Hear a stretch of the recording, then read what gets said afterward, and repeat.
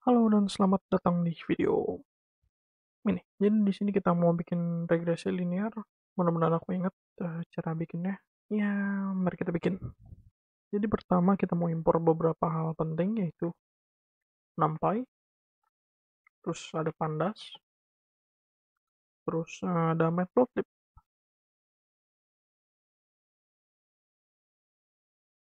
Oke, ini udah. Habis itu kita mau lihat nih data sama dengan udah nyiapin datanya dari data slash test.csv. Oke, terus kita mau visualisasikan plt.scatter. Salah salah. Data x sama dengan data x, y sama dengan data y. Terus di sini plt.scatter y, x, y. Nah, jadi ini data kita. Ini di regresi linear ini kita mau bikin kayak, kalau kamu lihat ini bisa dibikin garis dengan garis semacam garis rata-rata mungkin, ya semacam itu. Jadi di video kali ini kita mau bikin semacam hal yang buat garis ini. Mari kita bikin dari bawah sini, bikin agak lebih lebar dikit. Jadi di sini kita punya cost function. Cost function itu untuk mengetahui seberapa errornya kita. Bos ini ada hipotesa. Kita bikin fungsi hipotesa dulu. Ambilnya theta sama x, data x. Di sini kita mau return nano tambah theta 1 dikalikan data x. Nah gitu kita mau bikin cost function yang isinya itu kita mau ngambil theta, data x, data y. Oke. Terus dalam sini kita mau tulis, oke, pertama kita mau y prediksi. Y prediksinya itu hipotesa dari theta sama data x.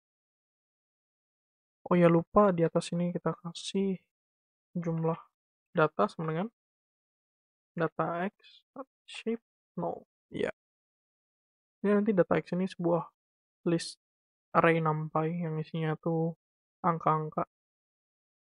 Ini apa namanya, vektor kolom, ya, vektor kolom. Jadi jumlah datanya itu berapa banyak baris. Situ kita kasih error sama dengan y prediksi dikurangin data y. Nanti data y ini juga apa namanya, array numpy. Terus costnya yang mau kita cari itu bisa dilihat di data sini, rumusnya setengah dari m itu jumlah data, terus jumlah dari semua semua error dikuadratin. Di 0,5 dibagi m itu jumlah data dikalikan jumlah dari kuadratnya error. Ups, ini error. Nah, terus nanti kita return cost. Udah itu aja sih untuk cost. Cost itu gunanya apa ya? Di sini kita nggak perlu untuk ngitung costnya gitu sih. Tapi ini untuk debugging lah. Misalnya kalau costnya nanti makin lama makin gede, bukan makin lama makin kecil. Ini harusnya cost ya, di program ini tuh kita mau meminimalisir costnya. Untuk minimalisir costnya, kita datang ke gradient descent.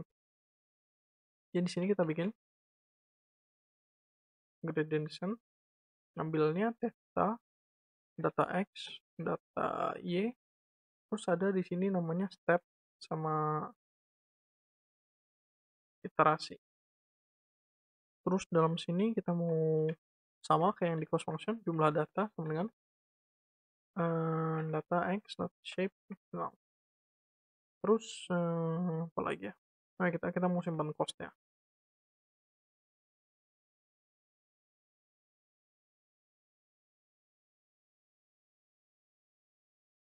Untuk i range iterasi. Jadi selama banyak iterasi, kita mau ngitung gradient di sana. Jadi pertama kita butuh Y prediksi sama kayak di atas, hipotesa dari apa namanya, theta sama data X. Error sama dengan Y prediksi kurangin data Y, masih sama kayak yang cost. Terus di sini pembedanya, theta 0 sama dengan theta 0 dikurangin, saya lihat di sini untuk setiap theta itu dikurangin alpha itu step, m itu tadi jumlah data, dikalikan jumlah dari seluruh error, terus dikalikan xj. xj dikalikan data dalam posisi tersebut. Tapi untuk masing-masing turunan itu berbeda. Jadi untuk theta 0, kalau lihat di sini di hipotesa X yang ini, untuk theta 0 kalau kita turunin ini berarti theta 0 HOX atau J ini turunin terhadap theta 0, berarti nanti turunan dari ini tuh 1. Jadi di sini 1, satunya keluar, duanya ke depan, ininya coret, dua di sini ya. Berarti nanti sisanya step step dibagi M dikalikan sum jumlah dari errornya aja. Karena tadi di turunan ini cuma ada satu aja. Jadi semuanya dikaliin satu aja. Nggak perlu apa-apa. Terus di theta 0, theta 1. Itu theta 1 dikurangin step per M masih sama, dikalikan sampai dot sum. Bedanya di sini error kali X, data X. Kalau lihat di sini kalau kita turunin J ini terhadap theta 1, nanti sisa X ini. Dan X ini data kita. Nanti X-nya keluar ke sini. Jadi turunannya kelihatan kayak gini. Ada X-nya di sini. Nah, sudah gitu kita mau hitung cost-nya. Kita taruh cost-nya itu cost function theta yang udah diupdate sama data X, data Y. Ya butuhnya itu aja. Harusnya ini udah selesai. Oh ya, aku mau taruh di sini 0,01 dengan 2000. Ini untuk apa namanya, parameter defaultnya. Jadi kalau nggak diisi juga nggak apa-apa, tapi nanti langsung diisiin ini otomatis. Terus hmm, kita jalanin dulu. Ini belum jalanin ya. Jalanin. Oke. Terus di sini kita tambahin baru. Oh, aku lupa di sini. Habis sudah selesai diiterasiin, nanti kita return theta, apa ini? Theta sama cost. Ya, sama costnya yang ini yang tuh. Jadi di sini theta, cost sama dengan gradient descent theta dot dot xnp ynp step sama dengan 0,1 sama akselerasinya sama dengan 2000. Aku masukin ini yang sama dulu sama kayak ini. Nanti kalau butuh perubahan nanti diubah. Untuk sekarang kita masih belum punya XNP sama YNP. Jadi XNP sama YNP itu tuh kita mau ngubahin aja. Kan pertama data ini kan masih data pandas. Kita mau ngubah jadi data NumPy.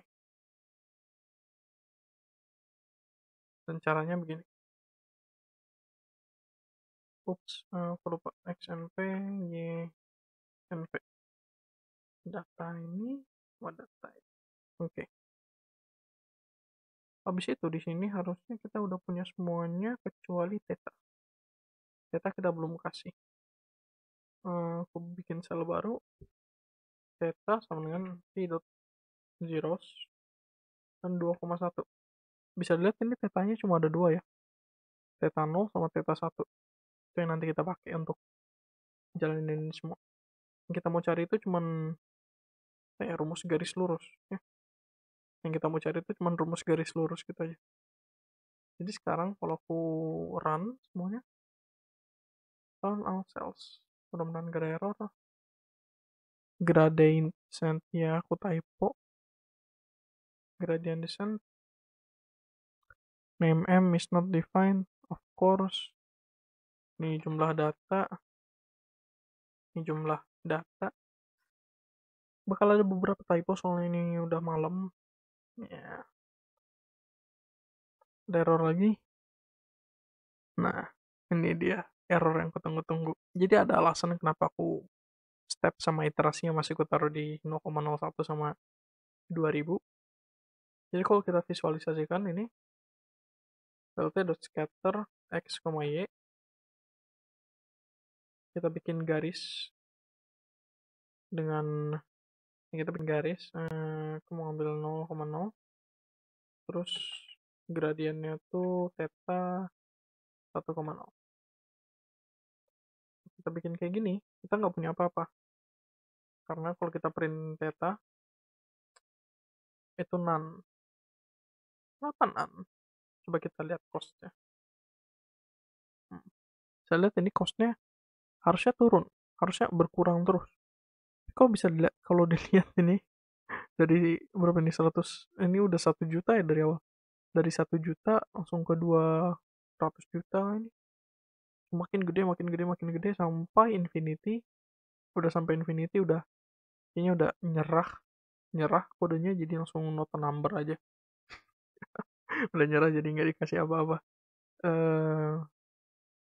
Dan ini berarti apa ya namanya? Stepnya itu terlalu gede.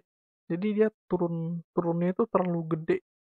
Jadi dia loncat-loncatnya tuh loncatnya makin gede daripada makin kecil ini. Jadi kalau kita taruh 0,01 di sini, nggak ada error kan? Pas kita visualisasikan,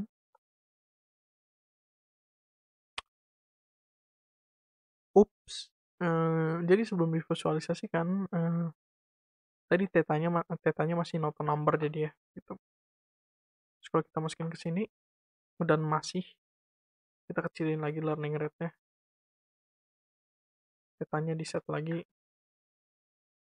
Ini, dah sekarang nggak ada. Ini harusnya kalau sekarang aku plot ini, nah bisa dilihat sini ada garis.